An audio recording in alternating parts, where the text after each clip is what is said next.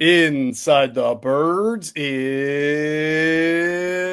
back. What's going on, everybody? It's Geoff Mosher, Andrew DiCecco here for Inside the Birds. Adam Campbell will be back with us on the next one. But Andrew, since we last did since an Inside the Birds podcast last dropped, there have been two Eagles camp practices. The first one happened in pads, and then on Thursday, that was a yellow practice, correct? That was a 90-minute-er? Or yellow practice, and it ran about an hour 20, hour 22, something like that.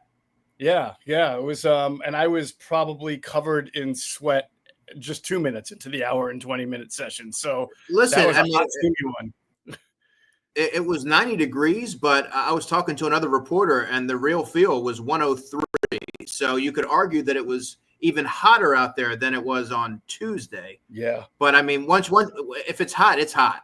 I mean, I can't really so let's recap. We're going to go through offense and defense, some of the things that have stood out to both of us that are worth discussing. And then, but I want to start off really just with taking inventory on the injury situation. Some of them are minor, some of them may not be minor. You know, the Eagles don't exactly volunteer who's out for what, but the practice, I think Zach Bond has now missed 2 practices with a back, and it started off with back contusion, and then it was just back the after Thursday's practice. So you wonder, do they just run out of space when they're typing out, or is it not now just regular back? Just like with Devontae Smith, it went from back stiffness to back. So either way, just general back soreness, I guess. Yeah. And then, so NolanSmith missed 2 in a row with the concussion too. Right. Do you remember the play that he got hit on? I think you were describing it to me. I don't remember. No, you just remember seeing he looked like a little bit off at one point, right? Yeah. All right. So either way, slight concern with Bond. I always get concerned with back injuries for anybody. You saw what happened to Cam Jurgens by the end of last year. We're only in training camp. Devontae Smith always seems to have like a knee or an ankle but he always seems to be okay. So I'm not like hugely concerned, but you hate to hear about receivers that have back injuries too. Yeah, and the Eagles are really light in numbers at wide receiver, Jeff. Terrace Marshall, that's a new addition to the injury list. He has the knee. He looked like at the end of a running play during team period, he was hurt 2 practices ago, and then he was spotted on the sideline, but it's not in the lineup. Danny Gray is no longer there. Right. Devontae's out. So they're a little light on numbers there. They signed Ife Adayi out of Sam Houston State, who spent some time with the Eagles in the spring, just to add another body for reps. So Yep, much needed. So I'm glad you mentioned that because I would have forgotten. We've spent a lot of time this offseason talking about the idea of Danny Gray making the 53, his 4.3 speed, which really you don't see a lot of on the Eagles receiving core. Then he got hurt. So describe how he got hurt first, right? You remember seeing it, right? Yeah, he collided with Drew Makuba on I believe it was a crossing pattern. It was Saturday's practice, and both players were dinged up. Danny Gray had the finger, and Makuba has the shoulder that still kept him out. Unfortunately, if you're on the bubble and you're not able to practice and you're already light on numbers, it's a matter of math. They have to make room, and they need to be able to have bodies to practice. So Danny Gray was a casualty, and he's been nicked up with the Niners as well. That's kind of been his story. I don't believe it's about the ability. He has speed. He has flashed on occasions, but when you're on the bubble, they can't really afford to keep you around if you're not going to be out there. Right, and it must have been a case where they thought he wasn't going to be back soon enough to really compete. He went on waivers. I believe he went unclaimed. So if the Eagles want to bring him back, they'll be able to. But for now, it's sort of like the dream is over, right? Because we put a lot of time and effort in talking about what could be, and obviously the injury, as you mentioned, that's kind of bit him in the rear end for his career now, and unfortunately, that kind of derailed the latest one. So we'll check back and see if the Eagles wind up bringing him back in some capacity. But obviously, it was a collision that left him with that, and then Makuba has not been back with that shoulder yet, and he's missing some valuable reps as well. Yeah, he is. And NickSirianni talked about having to get creative and how he gets Makuba up to speed if he's not on the field, and that's walkthroughs, that's film study, and mental reps. Of course, Vic Fangio really co-signed that and echoed the same sentiment, but I still don't believe that you should sound any sort of an alarm. It's an injury that we don't quite know what the timeline is. Obviously, it's not ideal for a rookie to be missing time, but I saw Makuba working off to the side during practice today with the trainer when I was watching the offensive lineman and the defensive lineman. And if you watch him moving around after practice, like he had a tray of Rita's water ice and he was moving around. So I don't know that it's a cause for concern at this time, but we'll have to obviously monitor it. Yeah, definitely. It would be good to see him get back on soon, and certainly before the first preseason game. EJ Jenkins, tight end, is out with a hamstring, and those are it for the guys who are out. Limited, Jihaad Campbell continues to be listed as limited by the team, but continues to be out there pretty much a lot. JalenCarter also limited, and now he played, I think, on the first team today, probably more so than he has before. So I think that was his first time getting 11-on-11 work since coming back from the shoulder. See, I thought he had been in there on the last time I was there Monday, but I could be wrong. Sometimes he might have. He might have. Yeah. So for people who don't get a chance to go see camp, a lot of times in camp, guys will do the half jersey thing. They'll roll up their jersey halfway. So 96 could look like 98, could look like 99. 98 looks like 99. If you're only seeing the upper half of a number. So it is very difficult at times, especially in the trenches, to figure out who's who, especially when guys are running in and running out. But yeah, JalenCarter was there with the first team. So that's a good sign. His shoulder is fine. He's good. Again, A.J. Dillon was considered limited. I thought he got a decent amount of work on Thursday. We watched him get some carries. But you do notice that guys like Montrell Johnson and Derek Powell are also getting, and Will Shipley, of course, are also getting run in there too. With Dillon, I think, Andrew, the big thing is it's back. And again, that's not great, but it's not neck. So that's good. Yeah, and at this point in the summer, you don't want to rush somebody back from anything or have them play through it in a large capacity. I mean, we're always getting into August, so you don't want to rush anything. But I thought Montrell Johnson Jr., you never want to get too carried away, but there's been moments through the 6 practices that he's caught my attention. In terms of how he accelerates through the line, the vision, good contact balance, and I think he can give you potentially some juice as a kick returner. So he's a guy that I have highlighted for the preseason. And Derek Powell today, he had a couple of nice runs and had a couple of touchdowns. I guess it was Tuesday's practice. Yeah. Hey man, you're getting to the good stuff. I'm trying to get through these injuries. Oh, my bad. Yeah, it's okay. I'm just kidding.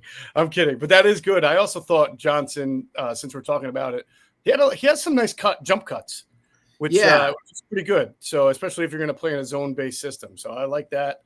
Saw that out of him. And I think with the offensive line, Andrew, that, Juergens is listed as limited. He's clearly on a pitch count because there are times we saw Brett Toth again at center, which I don't know how much longer we're going to have to see that. But also, I noticed Lane later in the practice on Thursday. Lane came out, was replaced by Matt Pryor on the first team. Dickerson was replaced by Toth while Juergens was at center. Toth was at left guard. So it looks like they were giving maintenance to a lot of the veterans on the offensive line. Yeah, I think Kendall even got a little work at guard as well. Yes. Yeah. Drew Kendall. Yeah. They were doing a little mixing and matching. Mm-hmm. We'll talk about it later because it folds in with another point. But Ben Van Sumeren left practice. He kind of limped off the field on a play. Now, that one's kind of worth watching because I don't think he came back in, and the way he was limping didn't look really good. I'm not saying he tore or anything like that. I just think that that's the kind of thing that might take a few days. I don't know. He could be back tomorrow. Who knows? But he definitely limped off the field, and I did not see him re-enter. Did you? No, he did not. Okay. All right. So he didn't re-enter, but it speaks to a larger point that I'm sure you and I are going to get to. Yeah, a couple of points actually.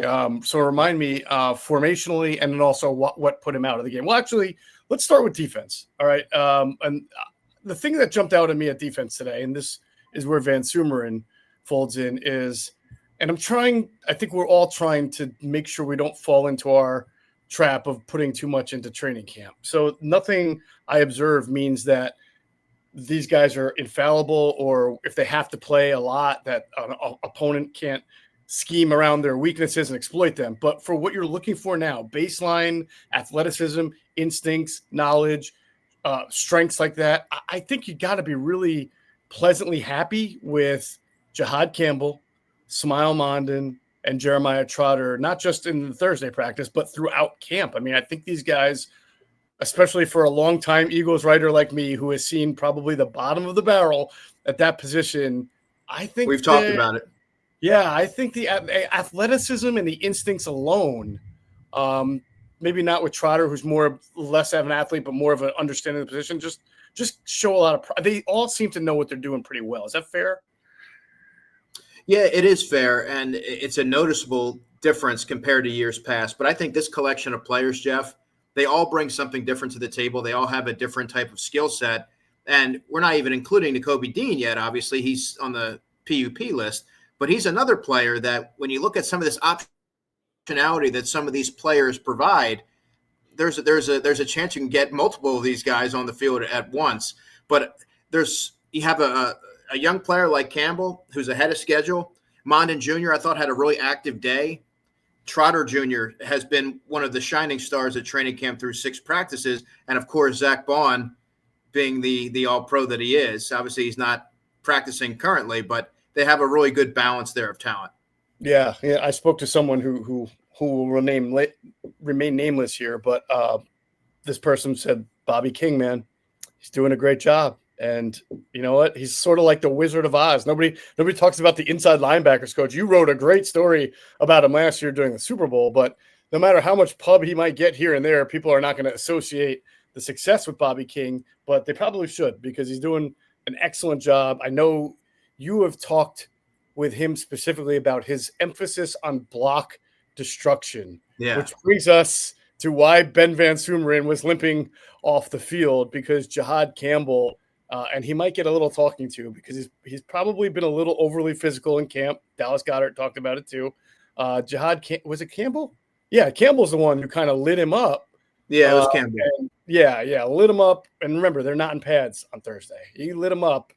And listen, you like to see the aggression. You like to see the violence. I'm sure the coaches inside are like, all right, I like that. But you also got to keep guys healthy. So I think Campbell's doing a nice job. But I think you wrote this in your observations on InsideTheBirds.com.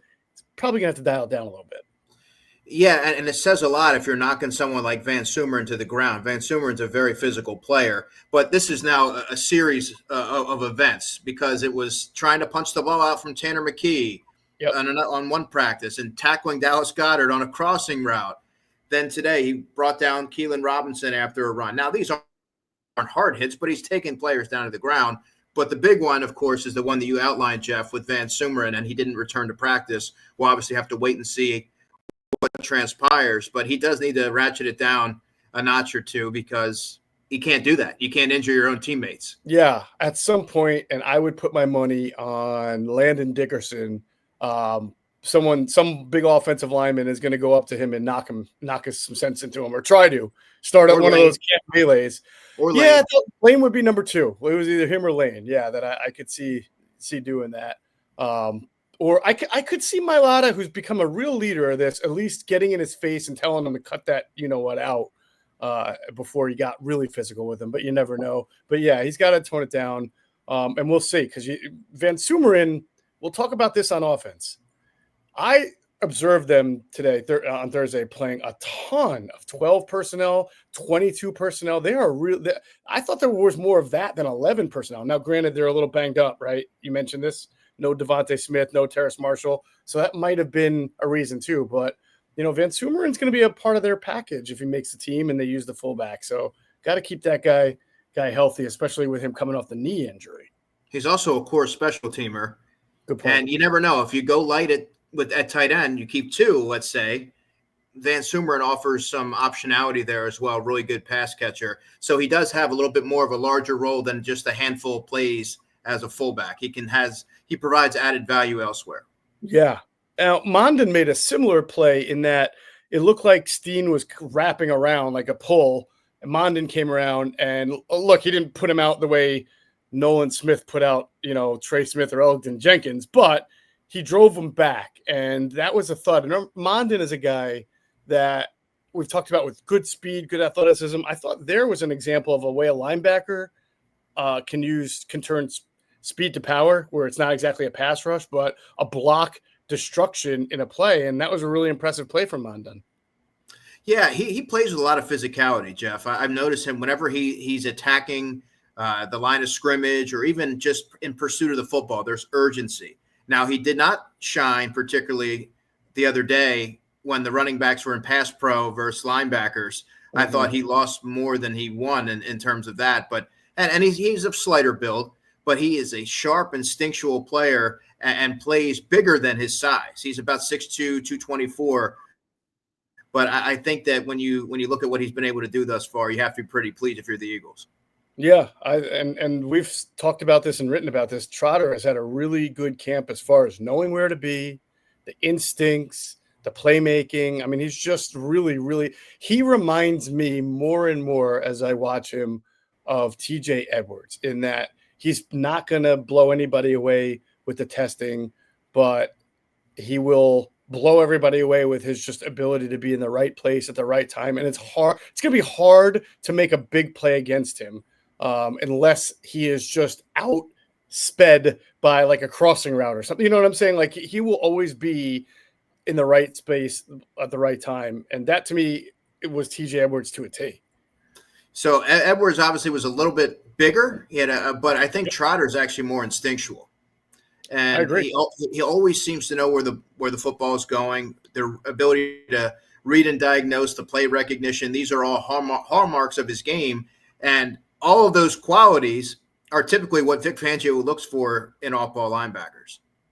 Right, definitely. Let's go to the front line. I'll ask you. I'll start with you. A couple things caught my attention. Anything from the front four, the interior line, especially the defensive line. Yeah, Jordan Davis. I thought Jordan Davis had some good pressure today. Even if he's not getting home, he was forcing quarterbacks off their spot, flushing them. And there was a couple of hasty throws from a number of different quarterbacks because of Jordan Davis. He may have even had the final rush of practice. I believe he did. But if he's able to continue to do that, I think the Eagles will take that all day. And they're certainly banking on him taking that next step. Moro Ojomo, Jeff, has also been another player that last summer I thought that there wasn't a practice that went by that he wasn't affecting a play or a series in some way with his physicality and violence. And you're seeing it manifest again for another summer. He's winning whatever his matchups are, quickness, leverage, all those good things. And I do believe that both players, there's a lot riding on them, but I think Ojomo is going to really take this leap forward in year 3. Yeah, I like the way he's so differently built than Milton Williams, who I think was like stockier and more compact, where Moro is a little more slender and has the longer arms, but he really uses those hands and those arms to his advantage. He's got quick feet.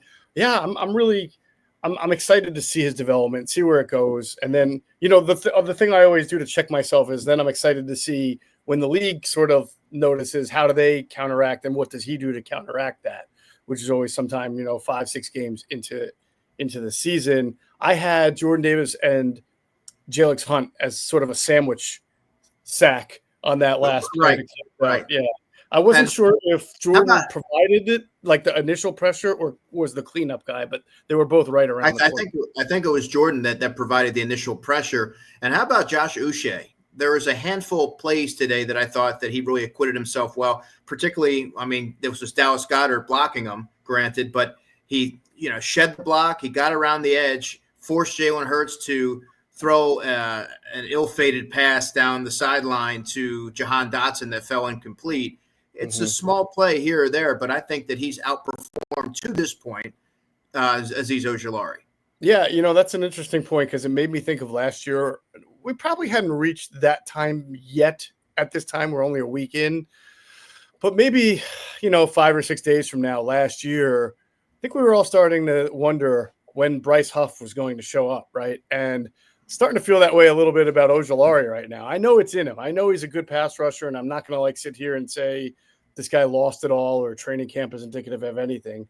But just like the way Jalix Hunt last year seemed to be the only guy consistently showing up as an edge rusher, especially as he started to get more and more reps with the second team, third team, I feel like we're saying that about Uche, but not as much about Ojulari. NolanSmith has been out. Hunt's been fine. But really, there's only one guy to me standing out. So as far as consistent pressure generation, and that would be Uche. Uche, Yeah, Uche, yeah, whatever it is. yeah, definitely. And Vic Fangio pretty much said as much, that no one's really surfaced one way or the other behind Yep. NolanSmith and J.O.X. Hunt. It seems like if Uche is able to keep stacking days like that, productive days, he might be one that emerges because he's outperformed Ojulari to this point. There's obviously still a ways to go. Yeah. Now, as for Davis, I just think we need to see this for a couple of practices in a row. He has this habit of flashing and then not flashing. But it was good to see that he got some pressures. Didn't play as high as he was the day I was there Monday. I thought he played high. Maybe Monday or Tuesday. I lose track. So I would like to see a little bit more development there from him. I also thought Gabe Hall showed a little pocket push a couple of times today. He's an interesting guy. He's sort of quietly having a nice camp. He is. And actually, I wrote down there was a couple plays where I thought he was disruptive, but then there was other plays where I thought he got a little high. His pad level was rising. And he's a longer guy. He's about 6'5", 295. But he's going to have to try and get lower a little bit just for leverage purposes. But, yeah, you're right. Largely today, I thought that he had a solid showing. All right, let's move to the secondary. Man, was there any reason for Vic Fangio to just crap all over Adoree Jackson the other day? I laugh at it. I mean, I think Adoree's actually been okay in camp. Nothing has jumped out at me, but paraphrasing, he basically said, look, I didn't even sign this guy. I didn't even watch tape of him, how he wanted him, how he signed him. He was invisible for the first few days of camp because the ball didn't come his way. And yet he still runs with the first team. So I do think Vic was trying to say, I need to see more of the ball coming his way to get some and that's why he's probably been on the first team more so than Keely Ringo. But it's certainly, I don't know, I'm sure you made the same sort of weird face when he was just unnecessarily killing Adoree Jackson. I'm like, that's interesting. I mean, the day before that, Adoree had a solid day. Yeah. He had a nice pass breakup, and I don't think he's had a flashy camp, but I think he's made some plays here or there when the balls come his way. He's also given up some as well. But today he rolls out there with the first team. And I think Vic, if you're trying to decode what he's trying to say there, it's probably that he just needs to see more, right? Yes. And he needs to see more of the ball coming his way, see how he reacts to it, the ball skills, the instincts. On the other hand, Keely Ringo had a couple nice pass breakups today. One was an underthrown pass down the sideline to Darius Cooper, the rookie wide receiver. Tanner McKee underthrew it. Ringo should have picked it, but it was a pass breakup. He also had a nice one in the end zone to Johnny Wilson on another McKee pass. Johnny Wilson has not played to his size, but that was a nice breakup for Ringo. Yeah. By the way, the really strange comment was we need to find out from Vic about Adoree was we need to find out who he is or who he isn't. Now, how many times do you hear that about a guy who's already played 8 years in the? This is his 9th year, and he's almost 30. He'll be 30 next month, September. So in about 6 weeks. Very rarely do you hear about a 30-year-old corner that someone hasn't figured out who he is or is not yet. That's fascinating to me. But it made sense. It made sense to me though, Jeff, because whenever I think of Adoree Jackson prior to him arriving at the Eagles and seeing him play, he was always sort of an enigma, a polarizing player because he was a first-round pick. I've seen him play well with the Titans before. I've seen him have some stretches where he wasn't very productive. So I guess Vic's trying to say we need to find out more about this guy, or maybe this is who he is. Yeah, no, that's a really good point, an excellent point. And I tend to, we'll see how things go, but I tend to think that this competition between him and Keely Ringo is going to continue to be back and forth for a little bit here. It's not going to be like last year where, I don't know, we're just a couple of days away from when Rodgers just completely took the job and ran with it. I have a feeling that it's a better competition, first of all, I think. And, yes. I think Vic is going to have to see this one through for a little bit longer, including some preseason games. So that's what the secondary there. Well, there was somebody else I wanted to bring up. Oh, yeah, we should talk about McWilliams because he had a really nice pass breakup in the end zone on Kylan Granson. And that was actually, which we'll get into also, McKee makes a really nice – I mean, McKee is flushed out of the pocket, keeps his eyes down the field, throws it in a place where he probably thought only Granson could get it, and it wasn't intercepted, so it was still a good throw. But McWilliams batted it down. He stayed tight, batted it down. And I feel like he's had good practices. He's working at inside and outside. Vic spoke much, like nicer about him, saying like, we're really seeing what he's got. And he could be one of those guys. Like part of me wonders if Vic is really, I want to see if he makes his way to like second team nickel, gets mixed in with the first teamers, because part of me does wonder if Vic sees enough of him at nickel, if he feels more comfortable then with DeJean playing more safety or more outside corner. It's I don't really think they want it, by the way, I fascinating. don't think they want to move DeJean out of nickel completely. No. I just mean like when maybe more like as a dime, or then in certain situations when you're going to move DeJean. Yeah, I mean, the faster he progresses, the more optionality he gives Vic Fangio, potentially. And what I've noticed from him, Jeff, is he breaks on the ball suddenly and with good quickness and anticipation. He makes up for his lack of size with I just think, football acumen. And that's something that's really inherent. And that really stood out to me when I saw him play at UCF. It's shined through 6 practices here. And I that pass breakup, I totally forgot about the one to Granson, but I was thinking about the one to Johnny Wilson a couple days ago that he had. I think he had another breakup during team drill that wasn't maybe it was earlier in practice. But as an aside, it feels like Granson gets targeted a lot more than Harrison Bryant. Yes, it does seem that way. Harrison Bryant, I don't want to say he's been invisible, but I just haven't noticed him doing anything all that in particular, as opposed to Granson, who dropped a touchdown in the last practice that we were at, but at least he was open and had his hands on the ball and then came back and made some catches today. You're right. Oh, and by the way, you mentioned McWilliams. I probably should also mention Eli Ricks, who had an interception today on a pass that JalenHurts sailed. It was a Texas route to Saquon Barkley. He secured the interception. It was a red zone situational drill. They were doing the 2-minute end of game scenario. And Eli was actually working with the first team at that instance. Right. Nice play. He's had some nice reps against one-on-one doing one-on-ones and also team period. He's quietly put together a nice start to training camp. And you see the length, and it just seems like he's playing a lot faster than he has over the past couple of years. It does. It does. He'll be another one that's sort of, I mean, he's competing to be a top backup or one of the first 2 backups. He's a good special teamer, right? Well, here's the interesting thing, Jeff, because he only played in 7 games last year. He played 14 defensive snaps and only 51 on special teams, but they kept him on the roster. I don't think special teams is necessarily his forte. He's like a leaner build, and I'm not so sure that him running down the field and mixing it up and getting physical is his thing. He's more of he's a young cover corner with good length, and they come at a premium today's NFL. So that's kind of the way that I view him. I am of the belief that they're intrigued with what they have there, and that's why they kept him on the roster. Yeah, I agree with you. He'll be interesting to watch. And I think, listen, the way to put a bow on this is that I know there's a lot of concern about the secondary, and but there's some guys here who are holding their own, playing well. It doesn't mean anything as far as the regular season, but they've got optionality here. I mean, they certainly will have some guys, and even if, like a guy like Ricks, like if he makes a team, he's been on the team for 2 years. He's been in this system now.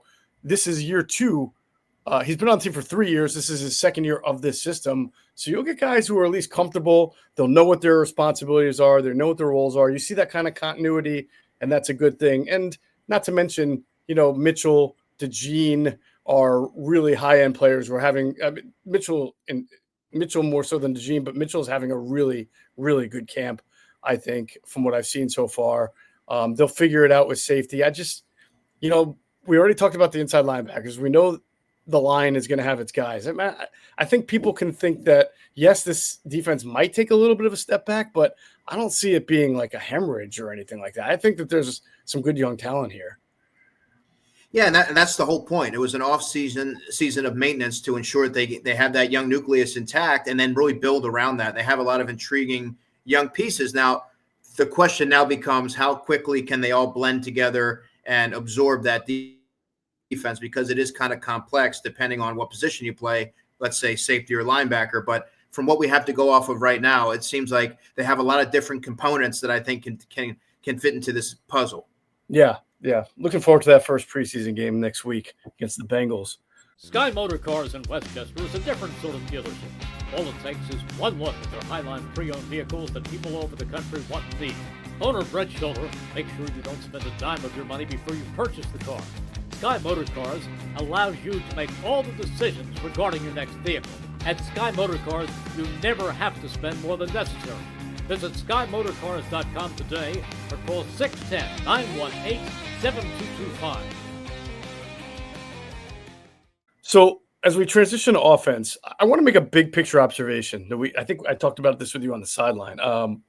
I've noticed a lot of motion from Kevin Patullo. I feel like there's been motion on at least 60% of the plays that I've seen. It's not Shanahan style motion where you've got two guys motioning, one guy shifting, play action off of it.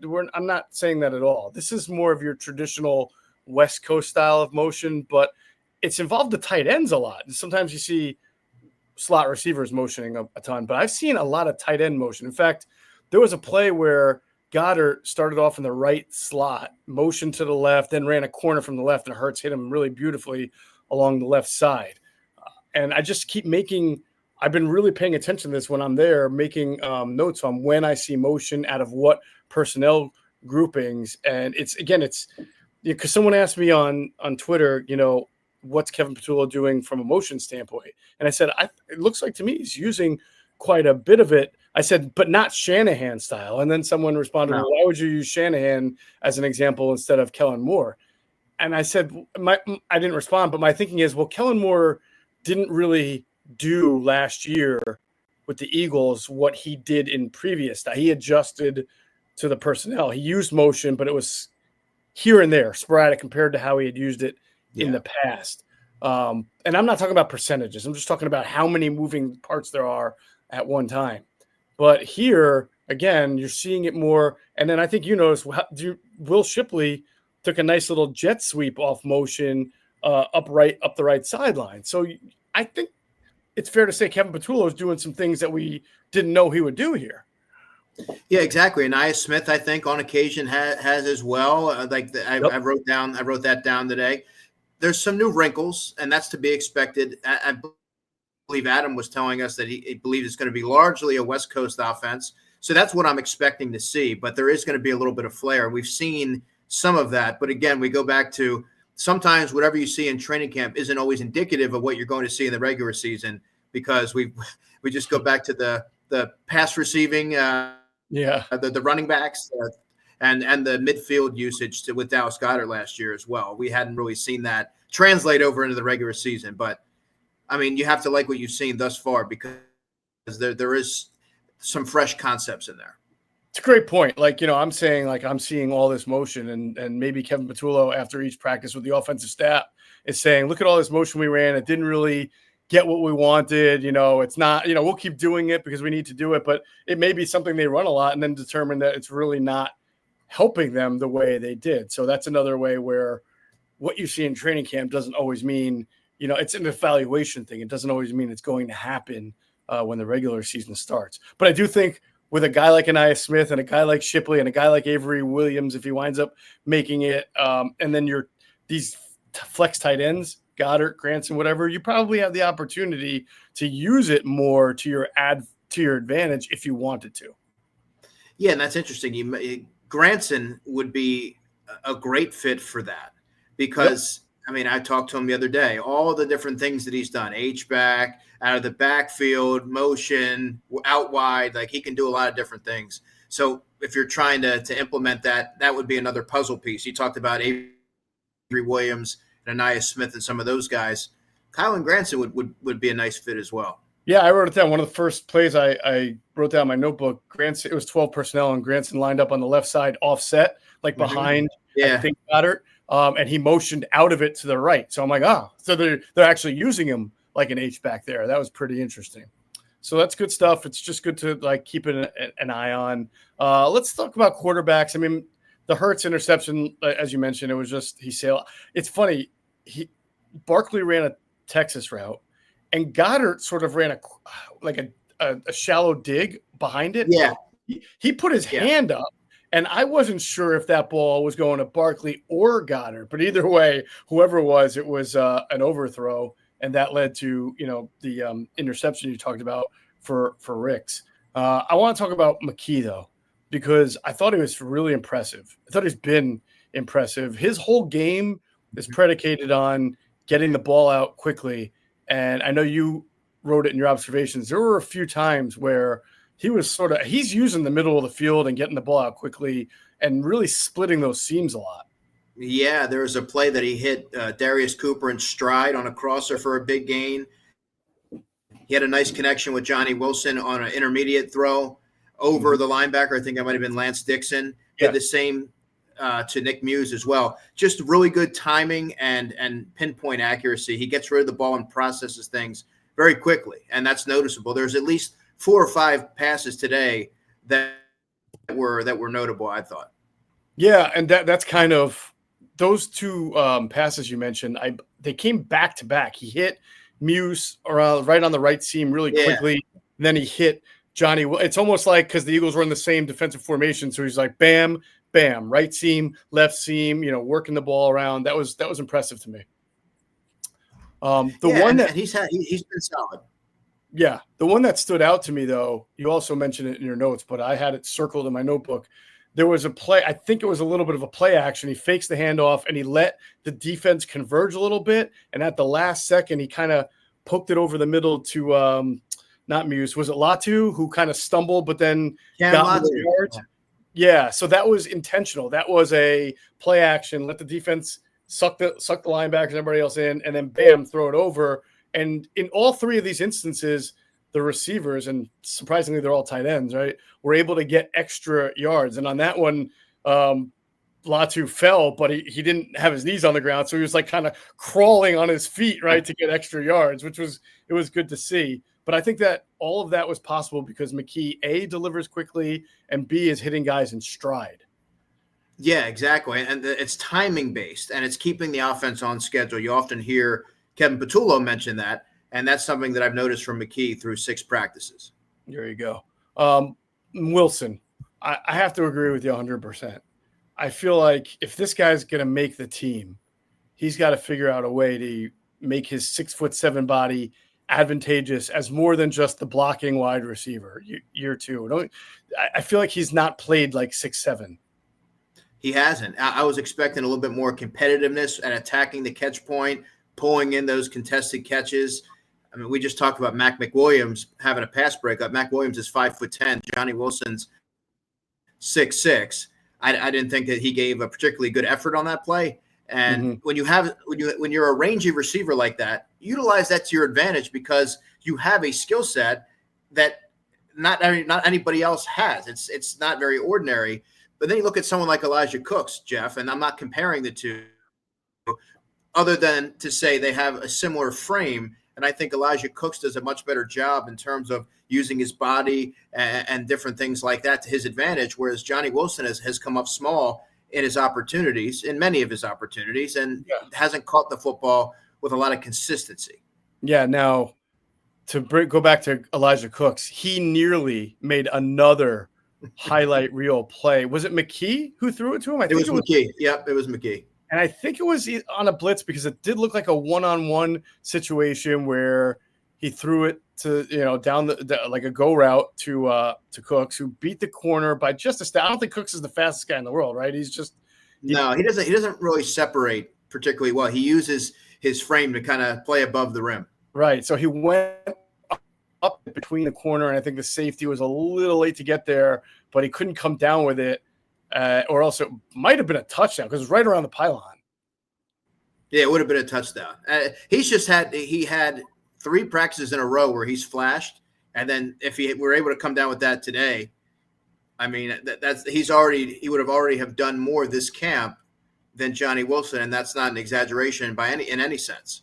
Yeah, no. He's in some ways, dare we say, sort of a Joseph Ngata of this game. I was just going to say he reminds me a lot of Joseph Ngata. Yeah. But even Ngata didn't have like 4 amazing days of catches in a row. So this has been pretty impressive for Cooks. I have a feeling he's going to earn himself a spot on the practice squad. Yeah, practice squad. Yeah. Yeah, absolutely. People are probably like 53. You're nuts, Jeff. No, that would be insane to say that right now. I think practice squad's a good bet, just given the different roles that the other players above him have. Yeah. So your thoughts on A.J. Dillon so far?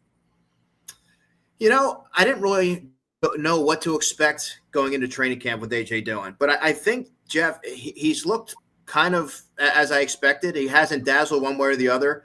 He doesn't necessarily have the juice that Barkley or Shipley have. But he's found the crease, and he's broken through the line a couple of different times in the pass protection drill where running backs and linebackers, he missed the initial strike on one occasion, and I think it might have been against Mondon Jr., and lost that one pretty easily. So, yeah, I mean, he's kind of been uneven, I guess, for me. Yeah, I thought I'm only evaluating him as a runner right now, and I actually thought today, watching him Thursday, that I saw some of that. I don't want to call it juice because he's like a 250, but he runs well for a guy obviously his size, right? And I thought he was running the ball pretty well when it was in his hands. They're getting him lathered up.